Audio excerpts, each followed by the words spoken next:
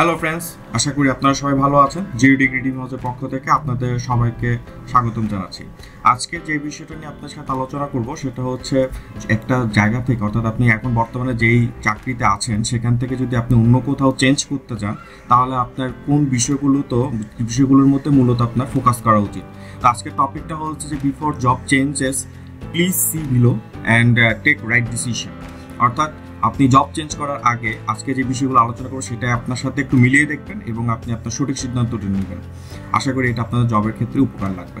তো বন্ধুরা, আমরা মূলত বিষয়টাতে যাওয়ার আগে যারা এখনও আমার চ্যানেলটি সাবস্ক্রাইব করেননি, সাবস্ক্রাইব করে রাখবেন, কারণ সর্বশেষ যখন ভিডিও আপলোড হবে তখন সাথে সাথে আপনার সেই তথ্যটি পেয়ে যাবেন, অর্থাৎ ভিডিওটি পেয়ে যাবেন ডিসক্রিপশন বক্সে। যদি আমার ভিডিওগুলো আপনার ভালো লেগে থাকে অবশ্যই লাইক, কমেন্টস এবং আপনাদের মতামতটা অবশ্যই জানাবেন। যদি আপনাদের কোনো কিছু জানার থাকে অবশ্যই আমাকে সেটা কমেন্টস বক্সে লিখে জানাবেন। তো ধন্যবাদ, চলুন শুরু করা যাক আজকের আমাদের এই ভিডিওর পর্বটি।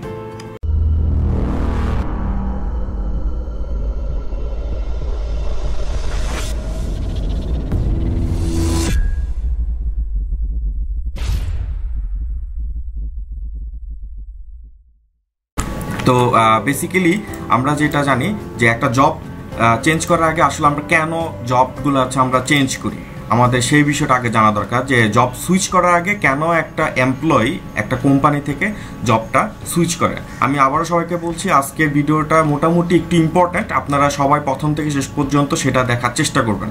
তো চলুন আগে আমরা জানি যে কেন এমপ্লয়িগুলো হচ্ছে যে জবটা বেশি পরিমাণে সুইচ করে বা ওই প্লেস থেকে নতুন কোনো প্লেসে যাওয়ার জন্য সে ট্রাই করে। তো দেখেন এখানে টপ কয়েকটা রিজন দেওয়া আছে, সেটার মধ্যে কয়েকটা রিজন আমি দেখাচ্ছি এখানে আপনাদের। দেখেন, ফার্স্ট দেখা হচ্ছে lack of management recognition of employee job performance.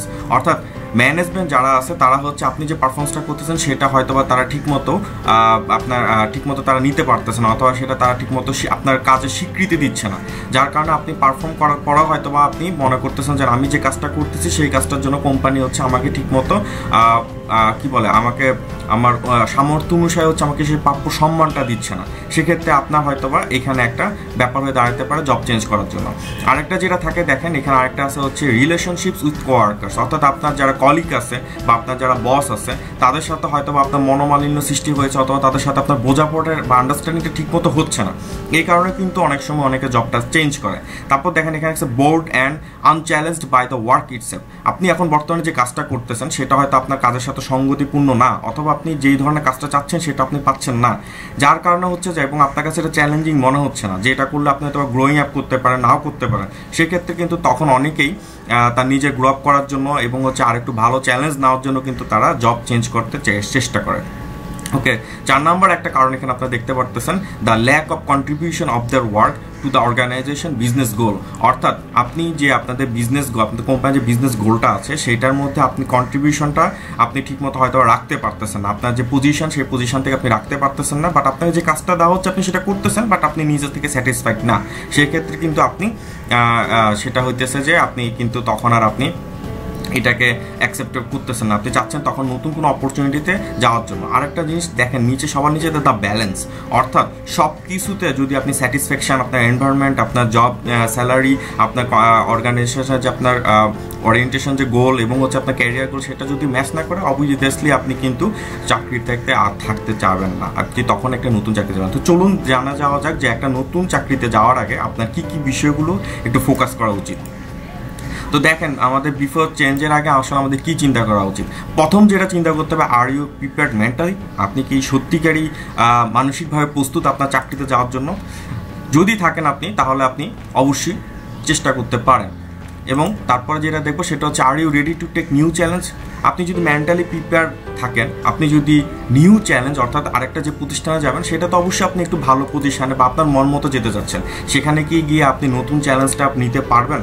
নতুন চ্যালেঞ্জটা কি আপনার জন্য আসলে সঙ্গতিপূর্ণ? আপনি কি এখনও নিজেকে ওই লেভেলে মনে করতে পারতেছেন যে আপনি নতুন একটা চ্যালেঞ্জ নিতে পারবেন?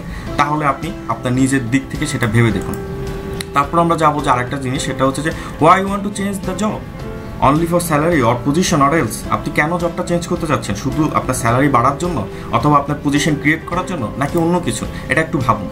কারণ এটা থেকে আপনার অনেক কিছু বের হয়ে আসতে পারে। আপনার বর্তমান যে স্যালারি আছে হয়তো ওই স্যালারিতে আপনি এখানে যেতে পারতেছেন, হয়তো ফ্যাসিলিটিস ভালো, অথবা এখানে আপনি নতুন কোনো আপনার পজিশন ডেজিগনেশন হয়তো বাড়তে পারে, অথবা অন্য কোনো কারণ থাকতে পারে। ফাইন্ড আউট করতে চেষ্টা করুন যে কেন আপনি যেতে যাচ্ছেন। তৃতীয় যেটা সেটা হচ্ছে do you think you are enough to lead your team. আপনি হয়তো এখন এক্সিকিউটিভ আছেন, আপনি ম্যানেজার পর্যায়ে যেতে যাচ্ছেন, আপনি কি মনে করতেছেন যে আপনি এতদিন হচ্ছে একটা বসের আন্ডারে আপনারা 10-15 জন কাজ করছেন, এখন আপনি যেখানে যাচ্ছেন সেখানে আপনারা 10-15 থাকবে। তো আপনি কি মনে করতেছেন যে আপনি 10-15 জনেরকে একসাথে আপনি চালাইতে পারবেন, যেখান থেকে কিনা হচ্ছে যে ঠিক এইভাবে আপনার ম্যানেজমেন্টকে আপনি দেখাইতে পারবেন যে আপনি যে সেকশনের জন্য যাচ্ছেন সেই সেকশনটাকে আপনি এইভাবে একটা উপরে নিয়ে আসতে পারতেছেন এবং সবার উপর থেকে আপনি সবাইকে নেতৃত্ব দিচ্ছেন। এটা একটু নিজে চিন্তা করার চেষ্টা করবেন যে আসলে আপনি ওই পরিমাণ কোয়ালিফাইড হয়েছেন কিনা, বা ওই পরিমাণ জিনিসগুলো আপনি আসলে জানেন কিনা। তারপর হচ্ছে is you new company fully establishing where you are interested to go. অর্থাৎ আপনি যে সেকশনটাতে যাচ্ছেন হয়তো বা এমন হইতে পারে যে এটা ওই কোম্পানিতে আপনি যেখানে যাচ্ছেন সেটা সম্পূর্ণ ওই কোম্পানিতে ডিপার্টমেন্টটাই নতুন, সেখানে কিন্তু আপনাকে অনেক পরিমাণ চ্যালেঞ্জ ফেস করতে হইতে পারে। আপনি কি সেটা নেওয়ার জন্য প্রস্তুত? হয়তো এমন হইতে পারে যে যেখানে আপনি যাচ্ছেন সেখানে এখনো ডকুমেন্টস ফাইল বা এখানে যে প্রসেস সেটা এখনো রেডি হয়নি, আপনি ওই জিনিসগুলো সবগুলো ফুললি জানেন যে আপনি এখানে যে ইমপ্লিমেন্ট করতে পারবেন। এটা আপনি একটু ভালো মতো নিজের থেকে বিবেচনা করে দেখবেন। তারপর যেটা আসবো সেটা হচ্ছে ডু ইউ হ্যাভ রিপোর্টিং পাওয়ার। অর্থাৎ ম্যানেজমেন্টে আপনি যখন কোনো একটা রিপোর্ট করবেন, যেটা আপনি যেহেতু একটা ভালো পজিশনে যাচ্ছেন, একটা জায়গাতে একটা চেঞ্জ করবেন, আপনি কি সব ধরনের রিপোর্টগুলো করতে পারেন? যারা যে এই সমস্ত কাজে আপনি যেইখানে যেই সেক্টরে যান না কেন সেই সেক্টরের কাজের জন্য কি আপনার রিপোর্টটা কি ম্যাচ করতেছে আপনার সাথে? আপনি ওই রিপোর্টগুলোকে সবই তৈরি করতে পারেন এবং কোন কোন পর্যায়ে কীভাবে দিলে কোম্পানি বেনিফিট হবে এখান থেকে আপনি ইনফরমেশন নিতে পারবে, সেটা কি আপনি জানতেছেন? সেটা আপনাকে অবশ্যই নিজের মাধ্যমে বের করতে হবে। তারপর হচ্ছে do you have technical skill. অর্থাৎ আপনি যে কোম্পানি আছেন আপনি কি টেকনিক্যাল স্কিল, অর্থাৎ টেকনিক্যাল স্কিল বলতে হচ্ছে যে শুধুমাত্র একটা কাজের উপর দক্ষ থাকলে কিন্তু আপনি লিডারশিপ পজিশনে যেতে পারবেন। আপনার কিন্তু অনেকগুলো কাজ একসাথে জানতে হবে। প্রত্যেকটা আপনার সেকশনে হয়তো বা দেখা গেছে 5 সেকশন আরও সাবসেকশন আছে, সাবসেকশনের প্রত্যেকটা কাজে কিন্তু সমানভাবে স্কিলফুল হইতে হবে, তাইলে কিন্তু আপনি ওইখানে গিয়ে আপনার টিমটাকে লিড করতে পারবেন। তারপর দেখেন do you know all the working procedure.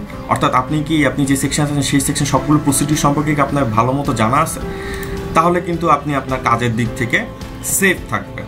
অর্থাৎ কিন্তু আপনি যদি কাজের দিক থেকে আপনি সবগুলো প্রসিডিউর যদি না থাকেন, কোম্পানিকে যদি আপনি নতুনভাবে যাওয়ার পরে কোম্পানি যাওয়ার পর আপনি যদি কাজের পারফরমেন্স দেখাতে না পারেন, তাহলে কিন্তু সেটা আপনার জন্যই একটা খারাপ দিক হয়ে উঠবে। তারপরে যেটা বলবো সেটা হচ্ছে যে do you can continue on you new job place. আপনি কি বিশ্বাস করেন যে আপনি আপনার নতুন জব প্লেসেতে গিয়ে একটা কন্টিনিউ সার্টেন সময় লং টাইম পর্যন্ত কাজ করতে পারবেন? এটা আপনি একটু ভেবে দেখবেন। এখন যে কোম্পানিতে আছেন সেটাতে হয়তো স্যালারি অন টাইম, বাট আপনি পরের যে কোম্পানিটা আছে সেটা হয়তো আপনার এখন যে কোম্পানিতে যাচ্ছেন সেটা হয়তো মাসে 15-20 তারিখে স্যালারি দেবে। হ্যাঁ, হয়তো এখান থেকে আপনি যেখান থেকে যাচ্ছেন সেখানে 10-15 হাজার টাকা বেশি, বাট স্যালারি অন টাইমে না।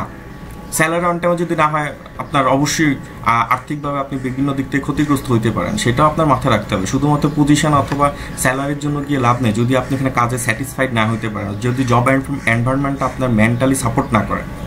দেখেন এখানে একটা সুন্দর একটা ছোট্ট একটা ছবি দেওয়া আছে, সেখানে আছে dear sir you left in rush last month, I am sorry for what I did last month, I didn't even get a chance to tell you my plans, please come back to me and give me a big hug। অর্থাৎ যেখানে গেছেন ওখানে আপনার ভালো position, আর maybe আপনি manager, আপনার salary 70-80 or 1 lakh plus, but আপনি salary পাচ্ছেন হচ্ছে 1.5 মাস পরে, 2 মাস পরে। হয়তো অনেক সময় আপনাকে স্লট টাকা দিচ্ছে 20,000 নাও, 50,000 নাও, সেক্ষেত্রে কিন্তু আপনি জব স্যাটিসফাই হবেন না। সেক্ষেত্রে আপনি আপনার রিসেন্ট পজিশনটাও কিন্তু চেক করে দেখতে পারেন, হয়তো তার নতুন পরবর্তী আরেকটা ভালো জবের জন্য ওয়েট করতে পারেন। তো এই দিকগুলোও কিন্তু আপনার বিবেচনা করা উচিত।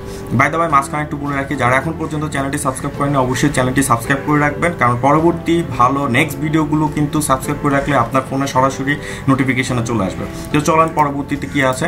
পরবর্তী আমরা দেখতে পাচ্ছি সেটা হচ্ছে is your present company have no future.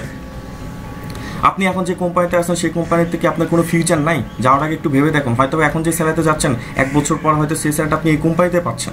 সুবিধা হচ্ছে সেটা হচ্ছে আপনি এই কোম্পানিতে অলরেডি সেট আপ, অলরেডি আপনি এস্টাবলিশড, অলরেডি আপনি সবার কাছে পরিচিত। নতুন কোম্পানি থেকে কিন্তু আপনার নতুনভাবে একটা টিম তৈরি করতে হবে, নতুনভাবে আপনার সবার সাথে মিশতে হবে, নতুন করে আপনার ওদের কাজ বুঝতে হবে। বাট আপনি এই কোম্পানি অলরেডি সেটেল, এবং ওই কোম্পানির চেয়ে ওই কোম্পানি যদি আপনি যেতে যাচ্ছেন, ওদের যদি স্যালারি মনে করেন এখান থেকে 10,000 বেশি হয়, বাট এখানে 10,000 কম হয়, বাট 1 ইয়ার পরে আপনি হয়তো বা নতুন যে কোম্পানি যাচ্ছেন সেই কোম্পানির মতো স্যালারি পাবেন, বাট ওই কোম্পানির সমস্ত ফ্যাসিলিটিস থেকে ওই কোম্পানিতে আপনি যখন যেটাতে আছেন সেটা ফ্যাসিলিটিসটা ভালো, তাহলে আপনি চেষ্টা করে দেখতে পারেন যে আপনার এই কোম্পানিতে যেখানে আছেন সেখানে আপনি থাকতে পারবেন কি না, আপনার উপর ডিপেন্ড করছে। তারপর যেটা দেখেন think about your new companies. আপনি যেখানে যাচ্ছেন সেখানকার কিছু ফ্যাসিলিটিসগুলো তো আপনার দেখতে হবে না, শুধুমাত্র স্যালারি আর অন্য জিনিসগুলো দেখলে কিন্তু অবশ্যই আপনার হবে না। আপনার দেখতে হবে হচ্ছে কোম্পানির হলিডে আছে কিনা, আপনার এখানকার ইনক্রিমেন্ট সিস্টেম কেমন, আপনার ফ্যাসিলিটিস কেমন, আপনার এনভায়রনমেন্ট কেমন, কোম্পানির জব ডেসক্রিপশন যেটা যাচ্ছেন সেটা আপনার সাথে ম্যাচ করছে কতটুকু, হ্যাঁ আপনার জব প্লেসটা কত দূরে, আপনার বাসা থেকে দূরে না কাছে, নাকি আপনার এখানে ট্রান্সপোর্ট সুবিধা কেমন, আপনার ক্যারিয়ার গ্রোথ অপরচুনিটি এখানে কেমন, এবং হচ্ছে আপনার এই সমস্ত ফ্যাসিলিটিগুলো আছে কিনা এগুলো আপনাকে অবশ্যই চেক করে দেখতে। আপনার হলিডে আপনি সপ্তাহে কয়দিন পাচ্ছেন, রাত কি আপনি সকাল, আপনার ওয়ার্কিং টাইম কতক্ষণ, আপনার ক্যারিয়ার গ্রোথ কতটুকু, আপনার স্যালারি ইনক্রিমেন্ট ওইখানে ওই কোম্পানিতে পার্সেন্টেজ কেমন বাড়ে, বছরে 5%, 7%, 10% নাকি পারফরমেন্স বিচার করে দেয়, আপনার হচ্ছে ফ্যাসিলিটিসগুলো কী কী দিচ্ছেন, ট্রান্সপোর্ট ফ্যাসিলিটি পাচ্ছেন, খাওয়ার ফ্যাসিলিটি পাচ্ছেন, আপনি ওয়ার্কিং আওয়ার ফ্যাসিলিটি পাচ্ছেন কিনা, বা অন্যান্য যে আরও বেশ কিছু জিনিসগুলো আছে যে আপনার ইন্স্যুরেন্সগুলো আপনি পাচ্ছেন কিনা, বা আপনার হচ্ছে যে এখানে কি বলবো এটাকে, যে আপনি এখানে কোনো ট্রেনিংয়ের ব্যবস্থা কোনো কিছু পাচ্ছেন কিনা, বিভিন্ন দিক থেকে মেডিকেল চেকআপের কোনো ব্যবস্থা এখানে থাকতেছে কিনা, সবগুলো বিষয়গুলো কিন্তু আপনি অবশ্যই যাওয়ার আগে আপনার নিজের থেকে বিচার করে দেখবেন। যদি সবগুলো জিনিস আপনি সঠিক মোটামুটি পেয়ে যান, অ্যাটলিস্ট 80 থেকে 90%, তাহলে অবশ্যই আপনি সেখানে মুভ করতে পারেন। আর যদি না থাকেন তাহলে পরবর্তী নতুন কোনো আপনার জবের জন্য অপেক্ষা করতে থাকেন, টিল দেন আপনি আপনার প্রেজেন্ট কোম্পানিতে থাকতে পারেন এবং চেষ্টা চালিয়ে যেতে থাকেন। আশা করি আপনারা সবাই ভিডিওটি ভালো লেগেছে এবং আপনারা অবশ্যই আপনাদের কমেন্টস এবং মতামতগুলো জানাবেন যদি আপনাদের এখানে কিছু জানার থাকে। তো সবাইকে থ্যাংক ইউ, ধন্যবাদ। যাওয়ার আগে অবশ্যই আরেকবার বলছি চ্যানেলটি সাবস্ক্রাইব করে রাখবেন। সবাইকে all the best, wish you all the best. Thank you.